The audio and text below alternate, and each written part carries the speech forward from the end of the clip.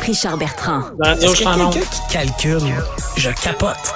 T'imagines combien ça coûte? Entrepreneur et chroniqueur passionné. Qu'est-ce que tu veux de plus? Philippe Richard Bertrand. Philippe, bonjour.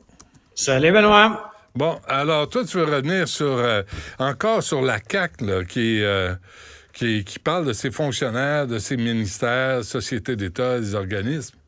En fait, tu sais, oublions que c'est la CAQ 2 minutes. C'est la première fois que je vois dans l'histoire, là, puis j'ai fait plein de recherches, où est-ce que une formation politique qui est au pouvoir fait fi complètement d'une panoplie d'avis qui sont émis par leur propre ministère, leurs propres fonctionnaires.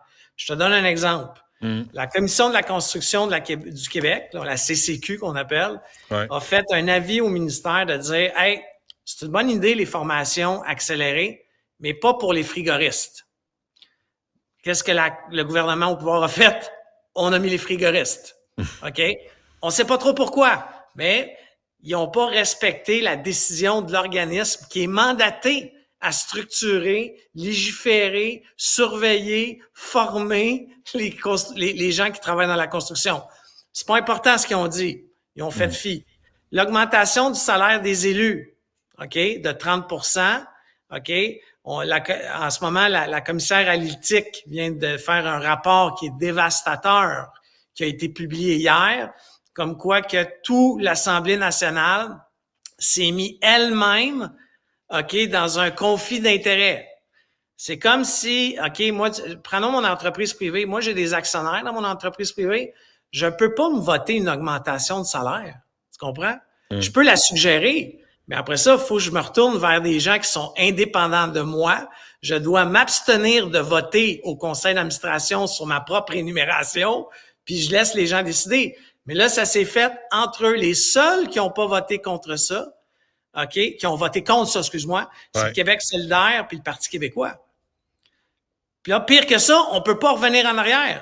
Même si Pierre-Paul, PSPP et ou M. Dubois décidaient de ne pas toucher le 30 000 $ de plus par année, ils peuvent pas. Il y a pas une règle pour ça. Donc, on a fait fi de tout ce qui existe en termes de gouvernance et de conformité. Investissement dans la filière batterie.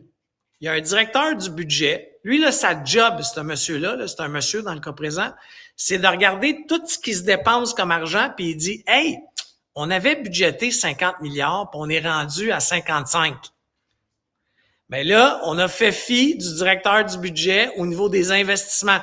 Benoît, il n'y a même pas une pelletée de terre qui a été faite, nulle part. On a dépassé de 10 % le budget. OK? Puis, en plus, on nous a appris en catimini que finalement, la rentabilité du projet, c'est pas 15 ans. Ça devrait être alentour de 2043. Moi, je pensais que c'était 35. 43. 2043.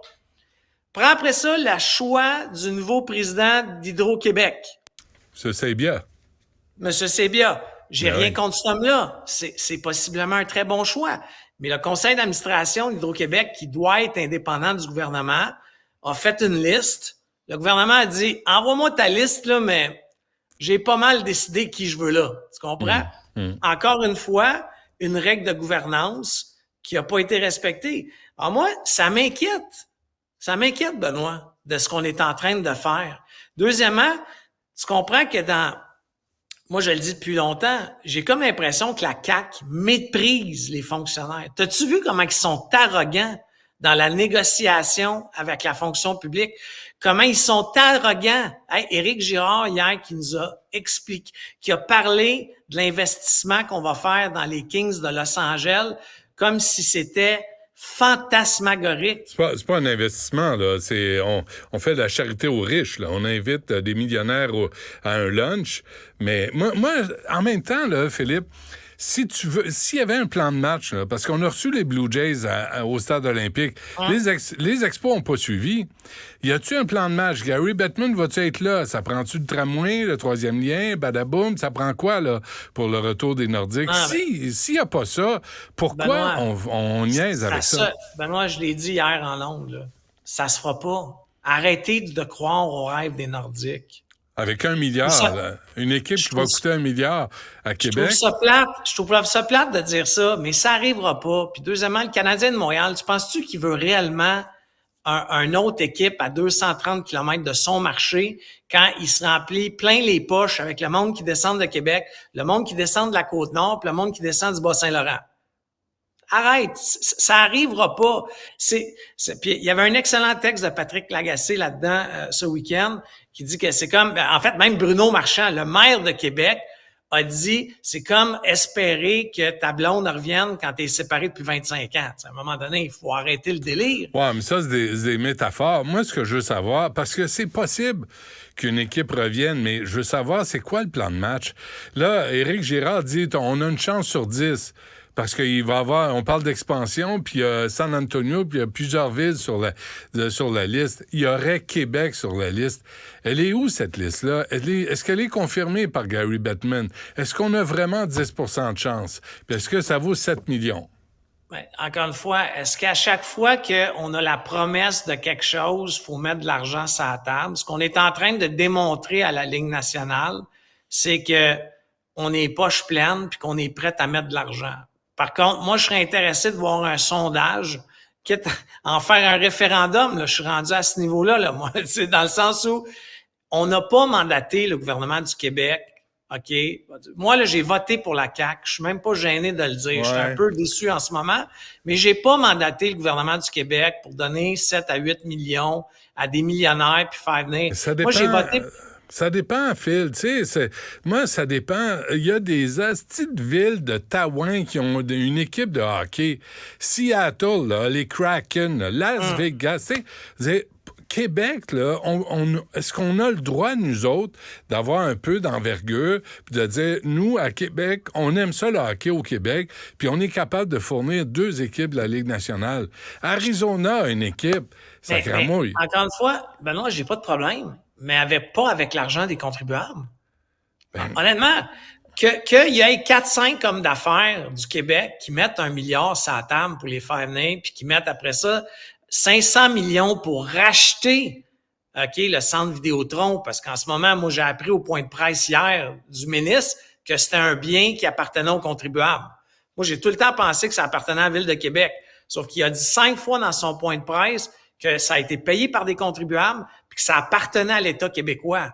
Hey, on est en train de se recréer un autre parc olympique à Québec. Faut... Encore une fois, là, j'ai pas de misère à ce qu'on investisse dans des choses, mais on peut-tu nous dire la vérité? C'est ça. Filière batterie, pas 15 ans, 2043, dis-moi-les au début. Le REM, pas 3 milliards, 7 milliards. OK, on va prendre des décisions éclairées. Sauf que là, en ce moment, ça marche en extra dans la construction, ça marche en catimini. Tu sais, le 7 millions, ou peu importe le montant que ça va finir, ils sont allés le chercher dans un organisme pour aider les organismes culturels. Ouais. Hey, le théâtre d'été, là, quelque part dans la région de Québec, il n'y aura pas son 22 000 de subventions parce qu'on a fait venir les Kings de Los Angeles. Ça va tout changer pour eux autres. Alors on fait encore la charité aux riches, à des multinationales qui n'en ont pas besoin. Puis effectivement, là, on coupe dans les petites entreprises qui auraient besoin d'aide. Écoutons nos fonctionnaires. Je te dis, tu sais, encore une fois, là, dans un sac de pommes, j'en conviens qu'il y en a tout le temps une qui est maganée. OK, ça, va à l'épicerie, là, prends des bananes, des oranges. Il y en a une de maganée dans le sac. Je dis pas que c'est tous les fonctionnaires qui sont bons puis brillants, mais il y a du calibre de bon monde. Puis moi, j'en côtoie en tabarnache de ce monde-là. Puis ils sont pas écoutés. Ils sont pas écoutés parce que on pense beaucoup à la prochaine élection. On pense pas pantoute à l'intérêt des Québécois. Hey, on a donné ça, je vais pas arrêter d'en parler, là. On va donner possiblement 8 millions, puis il y a du monde qui mange pas au Québec. Les banques alimentaires ont besoin de 15 millions. Non, mais regarde, c'est quoi le budget du Québec? 100 milliards? Oui. Bon, mettons les choses en perspective. C'est 7 millions que tu peux mettre. Tu sais, le Grand Prix là, reçoit aussi de l'argent des contribuables, mais ça met Montréal sur la map en termes de tourisme sportif. Fait que, tu sais, il y a un équilibre à trouver, là. Est-ce que c'est vraiment rentable? Est-ce qu'on peut avoir des études? Est-ce qu'on peut le prouver? Il y a des retombées économiques de ça, là. C'est ça, je te dis. Mais là, bon, on pourrait faire un sujet complètement sur le Grand Prix de Montréal. Sauf que il y a des études de la Ville de Montréal, il y a des études du Développement économique Canada, il y a des études de la Chambre de commerce de Montréal, il y a des... Ah, pas de problème.